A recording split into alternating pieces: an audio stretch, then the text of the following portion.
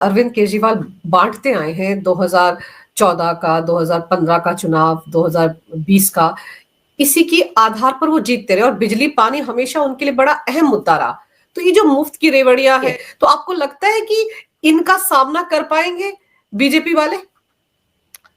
देखिए अंजू जी, वो कहते हैं ना कि काठ की हांडी आप कितनी बार चढ़ाएंगे। काठ की हांडी एक ही बार चढ़ती है, ये तो 2 बार चढ़ चुकी है अरविंद केजरीवाल जी की। एक ओटीपी आप देखते होंगे ना, हर मोबाइल फोन पे आता है, जब भी आप कभी बैंक अकाउंट में कोई लॉगिन करते हैं, कोई ट्रांजेक्शन करते हैं, तो ओटीपी आता है ना, वन टाइम पासवर्ड। तो दिल्ली की जनता ने तो ओटीपी कई बार दिया अरविंद केजरीवाल जी को सत्ता का, लेकिन अब की बार जनता जो है अरविंद केजरीवाल जी का अकाउंट ब्लॉक करने के ठान ली है। अब आपने कहा फ्री बीज की बात, तो मैं आपको बता दूं कि किसी भी हॉस्पिटल में आज की डेट में वो सुविधाएं नहीं है जो सुविधाएं असलियत में होनी चाहिए। पहली चीज, चाहे वो एक्सरे मशीन ले लीजिए, अल्ट्रासाउंड मशीन ले लीजिए, एमआरआई ले लीजिए, या फिर आप ब्लड जो टेस्टिंग की जो रिपोर्ट्स हैं वो ले लीजिए। लंबी लंबी लाइनें हैं हर जगह, और वहां पर डेटा दी जाती है 4-4 महीने, 5-5 महीने, 1-1 साल, 2-2 साल की ऑपरेशंस की। तो स्थिति जो है, हेल्थ मॉडल बिल्कुल चरमरा चुका है। मोहल्ला क्लिनिक का जो झूठ था वो तो पकड़ में आ गया, जिस प्रकार से जो है घोटाला निकला, हर 6 मिनट में 6 सेकंड के अंदर, 7 सेकंड के अंदर एक मरीज को देखा है, और हर एक मोबाइल फोन एक था, हजारों नंबरों हजारों का।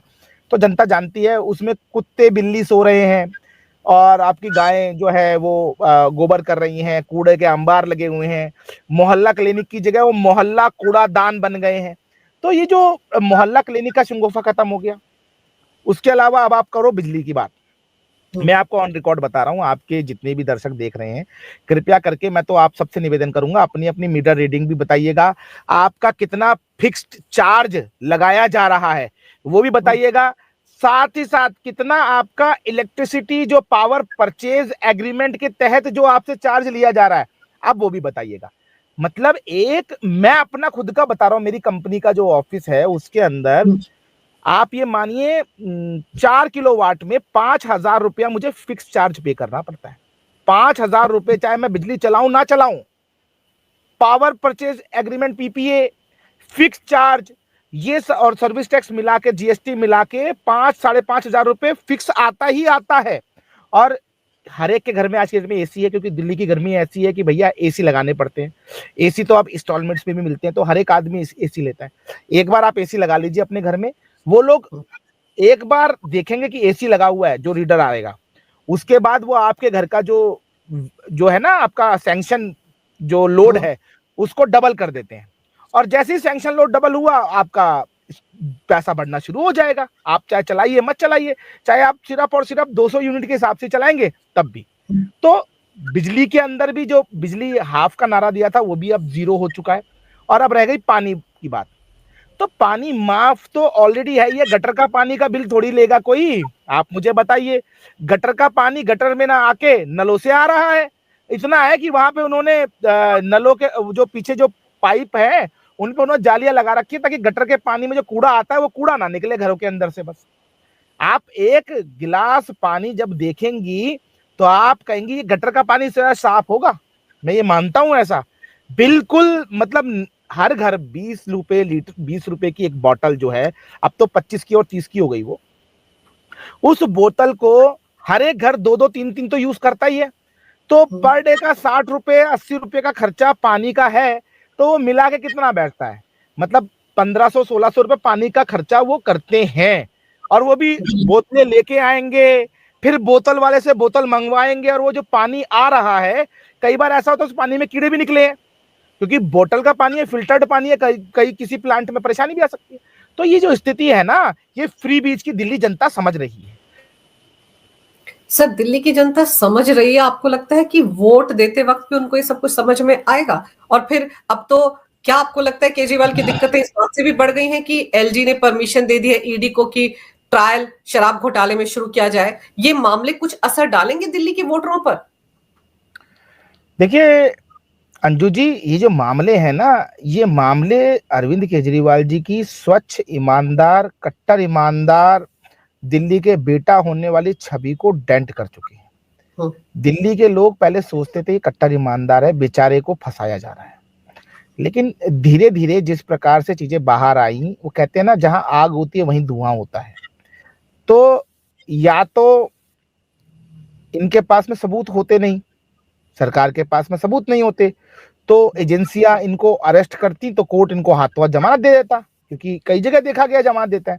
लेकिन जब कोर्ट ने अपनी ऑब्जर्वेशन ये दी कि आप दिल्ली के मुख्यमंत्री के रूप में कोई फाइल साइन नहीं कर सकते, आप दिल्ली के मुख्यमंत्री के रूप में कोई घोषणा नहीं कर सकते, और आप दिल्ली के मुख्यमंत्री के रूप में कार्यालय नहीं जा सकते, उसके बाद अरविंद केजरीवाल जी ने इस्तीफा दिया, मजबूरी में दिया, कोर्ट ने बॉन्ड डाउन कर दिया तब दिया। तो ये सब जानकारी कोर्ट के आदेश की हर एक को है, घर घर पहुंचती है। आज की डेट में डिजिटल इंफॉर्मेशन का युग है। अब दूसरी चीज, आपने कहा वोट देने जब जाएगी तब क्या जनता जो है वो याद रखेगी, तो मैं आपको बताता हूं अंजू जी, परेशानी ये है कि जो अरविंद केजरीवाल जी के समर्थक लोग हैं वो वोट देने जाते हैं, वो 100% वोट देने जाते हैं। घर में अगर 8 लोग हैं तो 8 के 8 जाएंगे। लेकिन जो इस सिस्टम से परेशान लोग हैं, जिनके वजह से दिल्ली चल रही है, जो टैक्स पेयर है, वो लोग वोट देने वाले दिन छुट्टी पे चले जाते हैं। उनको लगता है चलो जी छुट्टी पे चलते हैं बाहर। इस बार मैं ऐसा दिल्ली का माहौल देख रहा हूं, हर एक आदमी कह रहा है हम तो जाएंगे, वोट दे के आएंगे, अरविंद केजरीवाल को चेंज करेंगे। इसका एक छोटा सा उदाहरण देता हूं आपको। लास्ट टाइम जो एमसीडी के इलेक्शंस हुए थे, 15 साल की सरकार थी एमसीडी की दिल्ली में, ठीक है जी। उसके बाद भी दिल्ली के अंदर 39.4% वोट बीजेपी सरकार को मिला, जो बीजेपी की जो रनिंग कैंडिडेट्स थे, और इनको मिला 41.8%, 41.8% के आसपास में, 42 या 41.8% का। मतलब मार्जिन आप देखिए 2-2.5% का था सिर्फ। अगर, और उस वक्त में वोट परसेंट आप देख लीजिए, 52-53%, 54% वोट परसेंटेज आया था। यदि ये वोट परसेंटेज थोड़ा बढ़ जाता तो दिल्ली में दोबारा से नगर निगम में सरकार में आ जाती भारतीय जनता पार्टी। ऐसा नहीं था कि सुपड़ा साफ हो गया, बुरी तरह से हार गए, कांग्रेस की तरह 0 सीटें आ गई, नहीं, सामने आमने की टक्कर थी। परेशानी ये रही कि जो वोटर एक्चुअली में है, जो परेशान है सिस्टम से, जिसको कूड़े के पहाड़ अच्छे नहीं लगते, जिसको टूटी हुई सड़कें नहीं चाहिए, जिसको साफ पानी चाहिए, जिसको बिजली के बिल आधे चाहिए, असलियत में फिक्स चार्ज कम हो, ये लूट खत्म होनी चाहिए, वो सब लोग जो है वो मस्ती करने बाहर चले गए। इस बार ऐसा माहौल बन रहा है कि हम तो अब नहीं सहेंगे और अब बदल के रहेंगे, ये कंडीशन आ गई है। इसलिए मैं ऐसा मानता हूं कि इस बार लोग जाएंगे और ईमानदारी से इनका इलाज करके आएंगे। जैसे आपने शुरुआत में कहा कि बीजेपी का एक मास्टर प्लान आने वाला है, या मास्टर स्ट्रोक बीजेपी खेलने वाली है दिल्ली विधानसभा चुनाव से पहले, पर 15 साल शीला दीक्षित सरकार, फिर 10 साल अरविंद केजरीवाल, जबकि इसी दिल्ली में लोकसभा की सातों सीटें बीजेपी को मिलती रही हैं। हाल के लोकसभा चुनाव में भी बीजेपी की जीत हुई। क्या वजह है कि 25 साल से दिल्ली में सूखा पड़ा हुआ है बीजेपी के लिए विधानसभा चुनाव में? बहुत ज्यादा टफ क्वेश्चन आपने मुझसे पूछ लिया। अब आप सच्चाई कहलवा रही हैं तो आप सुन भी लीजिए। देखिए, दिल्ली के अंदर भारतीय जनता पार्टी के पास जो लीडरशिप है, उसकी जो कद है वो अरविंद केजरीवाल जी से कहीं ना कहीं कम इसलिए है क्योंकि अरविंद केजरीवाल जी झूठ और फर्जी बातें फैलाने के अंदर माहिर हैं। उससे पहले शीला दीक्षित जी थी, लेकिन शीला दीक्षित जी पहले दिल्ली के अंदर मदन लाल खुराना जी जैसा चेहरा था, साहिब सिंह वर्मा जी जैसा चेहरा था। दिल्ली देहात को साहिब सिंह वर्मा जी सर्वमान्य नेता थे।